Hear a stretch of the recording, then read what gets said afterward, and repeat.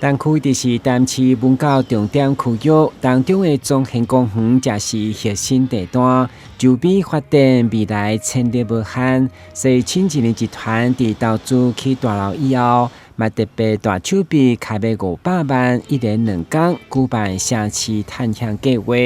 规划50个特色品牌市集，有文化创意、毛美食大位，请真侪亲子伫城市连假做伙来体验同乐，希望让大家感受住伫这片土地美好。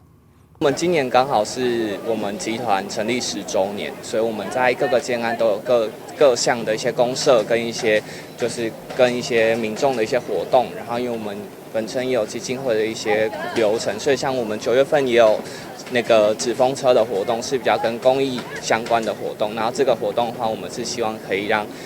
更多人了解我们东区，然后更了解清境林。为了肯定青景林集团回馈社区，市长委托嘛特别出席，甲创办人林聪林以及这些民代贵宾来为活动开幕，场面盛大热烈。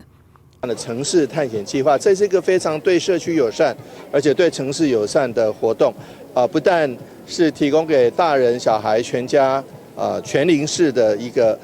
这个欢乐的机会，也是一个对于社会公益的一个慈善的园游会。那有很多的好朋友都一起来到这边，我们非常感谢青景集团基金会能够举办这样的活动，也期待今天的整个活动能够圆满。那更期待所有的市民朋友们都来这里找到开心，找到快乐，找到假期的全家的舒适感。开幕式过后的重头戏，就是由歌手李孝伟率先登场，加上6组人气乐团轮流插热气氛，预计2天活动吸引超过1万名民众参与。根据了解，自从青景林集团伫遮投资兴建大楼以后，嘛利用这片1.8公顷的中兴公园，开适当的时间养护整理，成为民众休闲行大的好去处。台南新闻军集采访报道。